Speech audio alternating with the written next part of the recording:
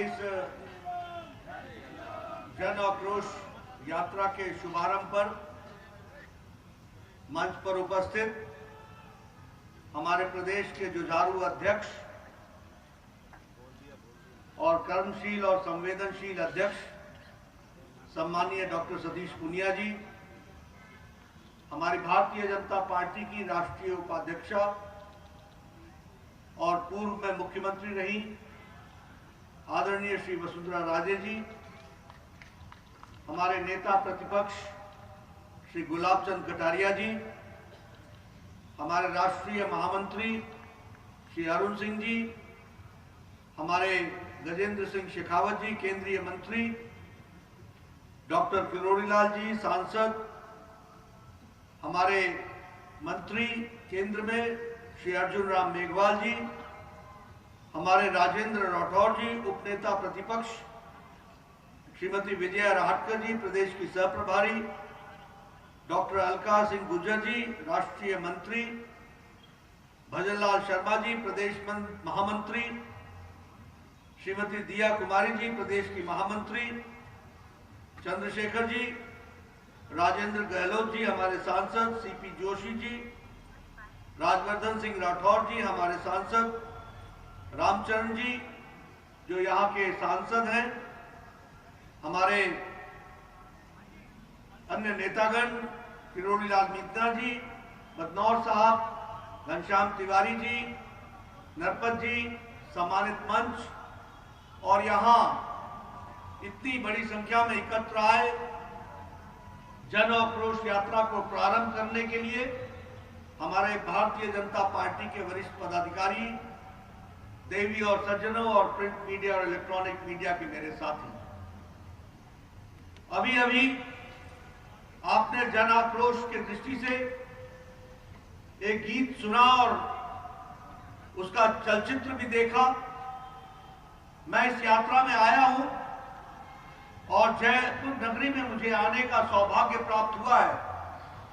सबसे पहले तो मैं भगवान गोविंद देव को नतमस्तक होकर के नमन करता हुआ उनका आशीर्वाद लेकर के अपनी बात को प्रारंभ करता हूं।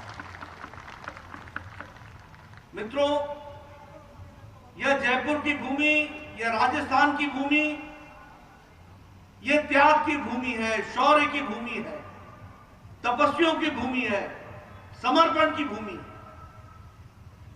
यह भूमि अपने कर्तव्य के लिए जानने वाली पवित्र भूमि है और ये स्वाधीनता के लिए अपना सर्वस्व लुटाने वाली ऐसी हमारी वीरों की भूमि।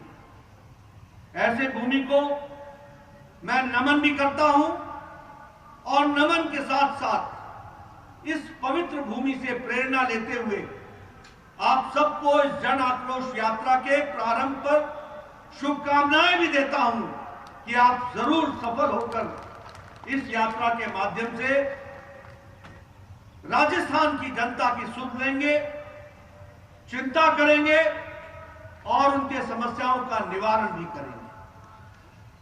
मित्रों, ये जन आक्रोश यात्रा मुझे बताया गया है कि लगभग आप 200 रथों के माध्यम से 200 विधानसभा के क्षेत्र में, जिसमें से आज 51 रथ का श्री गणेश करने का सौभाग्य मुझे मिला है। ये जन आक्रोश यात्रा में कुल मिलाकर के 200 रथ 200 विधानसभाओं में 75,000 किलोमीटर का सफर करते हुए 20,000 चौपाल लगाएंगे, 20,000 नुक्कड़ सभाएं करेंगे, 20,000 स्थानों पर जनसंपर्क करेंगे और लगभग 2 करोड़ जनता तक अपनी आवाज पहुंचाएंगे और उनका आक्रोश सुनेंगे, उनसे जनसंपर्क करेंगे। ये जो आपने योजना बनाई है, इसके लिए मैं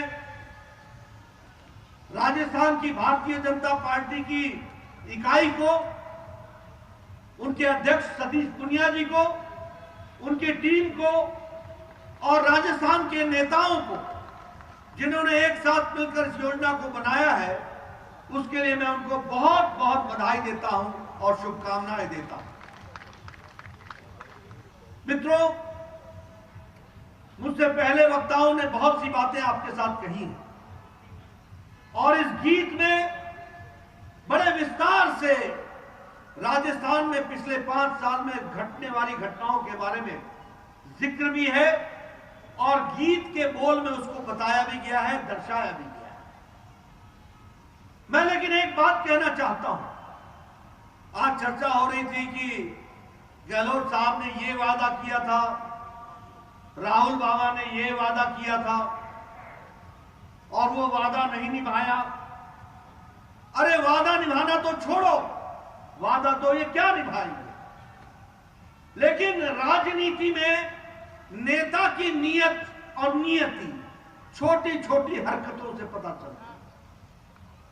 अगर नेता भामाशाह योजना का नाम बदल करके अगर जन आधार योजना रखे तो इसको ये कहते हैं कि जिल्द बदल दिया, किताब तो वही थी लेकिन जिल्द बदल करके अपने आप को जोड़ने का प्रयास किया। इसमें होता कुछ नहीं है, लेकिन नेता का औकात पता चल जाती है कि सोच कितनी हल्की है। अगर भामाशाह स्वास्थ्य योजना उसको चिरंजीवी योजना बना दिया, क्या सोचते थे कि तुम चिरंजीवी हो जाओगे क्या? ऐसा नहीं होने वाला। अगर केंद्र सरकार भामाशाह के लिए मोदी जी आयुष्मान भारत के तहत आपको आर्थिक मदद देते हैं तो आप में भी इतनी हिम्मत होनी चाहिए कि आप भी मंच से बोल सको कि मोदी जी आपका धन्यवाद, आपने राजस्थान की जनता की चिंता की।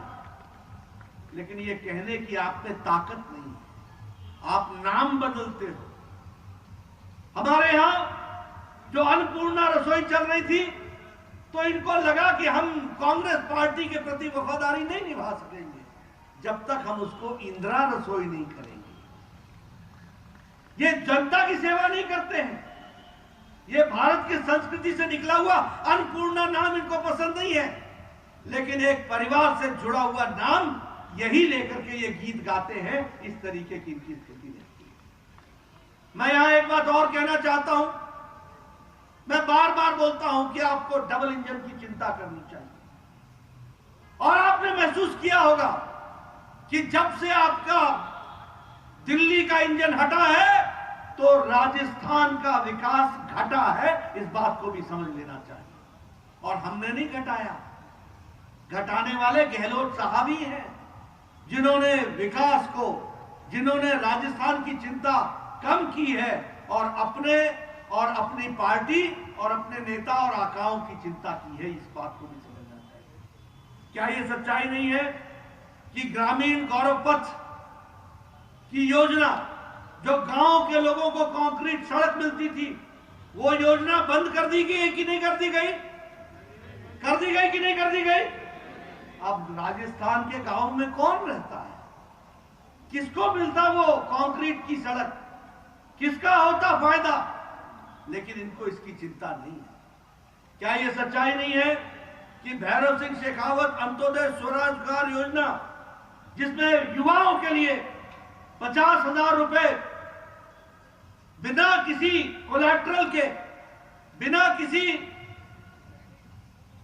जिसे हम कहते हैं कि कोई संपत्ति जमा कराए बगैर या वो बैंक में सुपुर्द किए बगैर आपको लोन मिल रहा था कि नहीं मिल रहा था? युवाओं को मिल रहा था कि नहीं मिल रहा था? रोक दिया गया कि नहीं रोक दिया गया? आज युवा इससे वंचित है कि नहीं है? मैं जानना चाहता हूं, आज युवा वंचित है कि नहीं है? वंचित है कि नहीं है? ये इनके कारनामे हैं।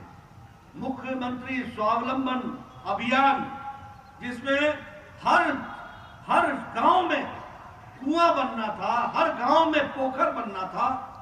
आज प्रधानमंत्री मोदी जी सरोवर, हर जगह पर, हर गांव में सरोवर बने, इसकी योजना बना रहे हैं। वहां आपके यहां मुख्यमंत्री जल स्वावलंबन अभियान, इसको भी बंद कर दिया गया है ताकि हमारे पानी का कंजर्वेशन न हो। यह भी हमको ध्यान में रखना है। गजेंद्र जी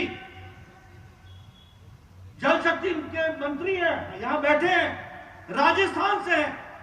आज तो चाहिए था कि राजस्थान दोनों हाथों से जल शक्ति मंत्री का उपयोग करते और राजस्थान को पानी पानी हर जगह पानी पहुंचा देते, हर घर नल होता, इस तरीके की व्यवस्था होती।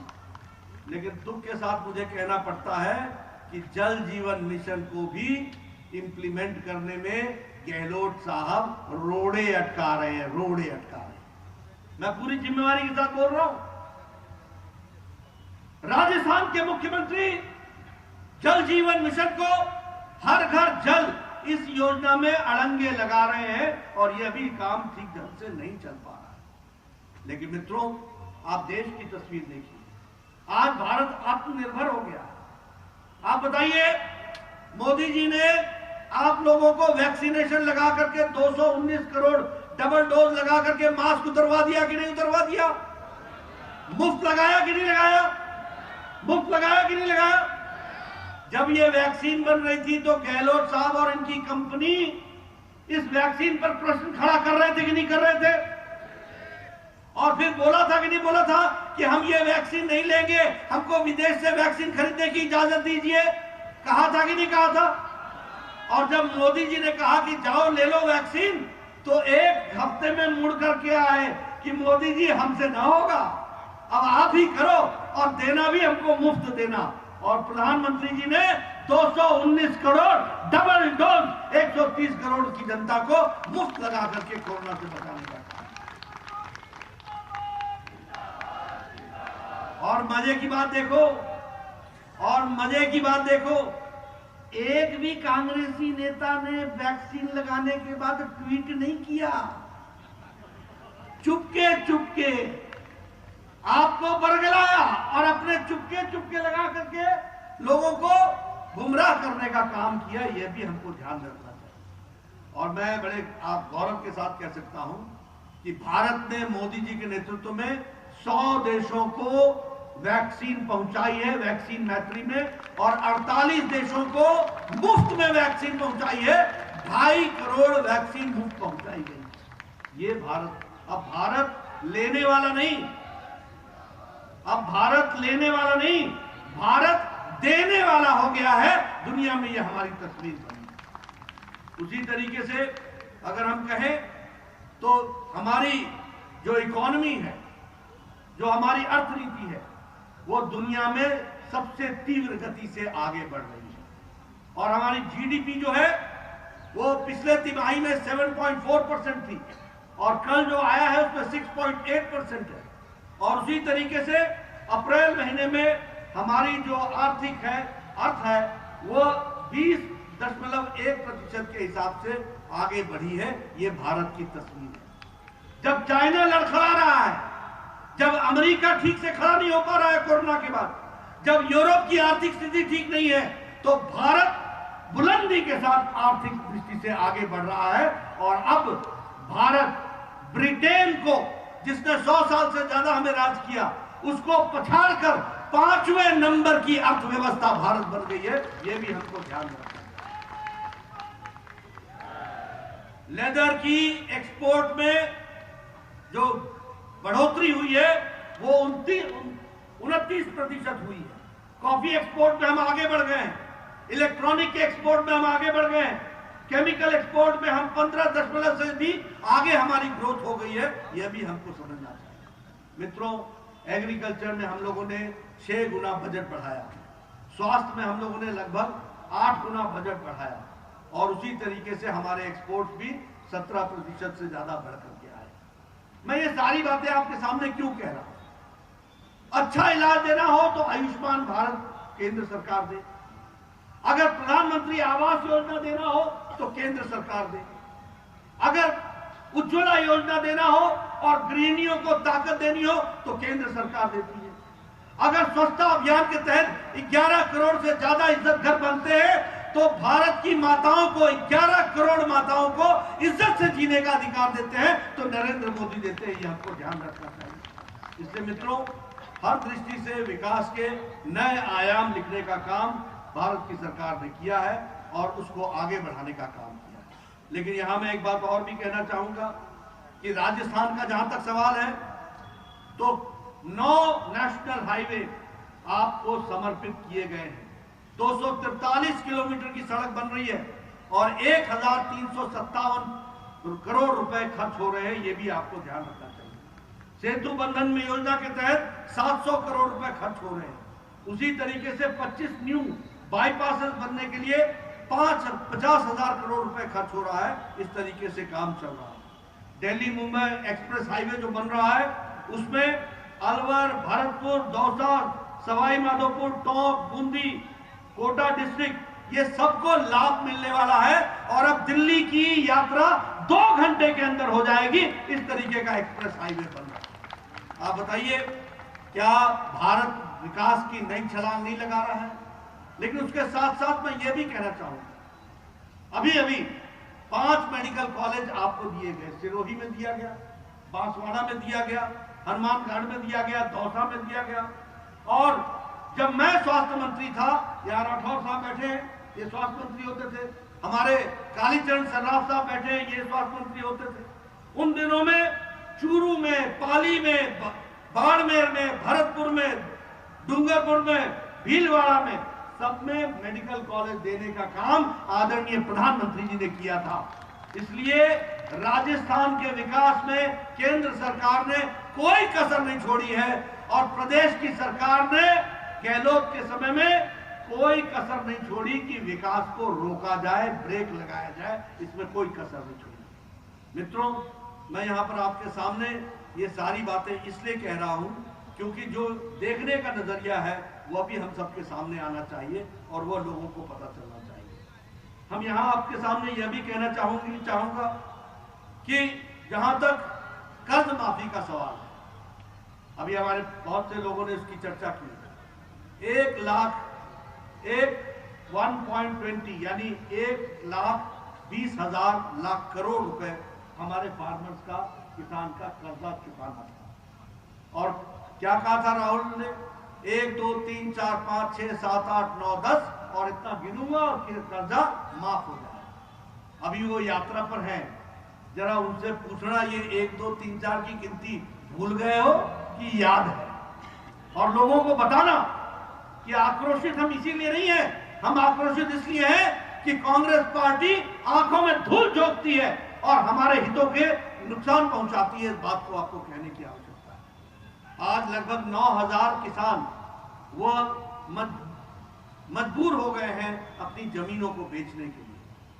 बाजरा पर जो एमएसपी मिलना था वह भी एमएसपी मिलने से इनकार हो गया है। हर दृष्टि से देखा जाए तो आज जिस तरीके से सरकार चल रही है उसमें आपको ध्यान में आया होगा कि किस तरीके से चीज़ों के बारे में चर्चा करते हुए हमारे यहाँ की सरकार किस तरीके का काम कर रही है।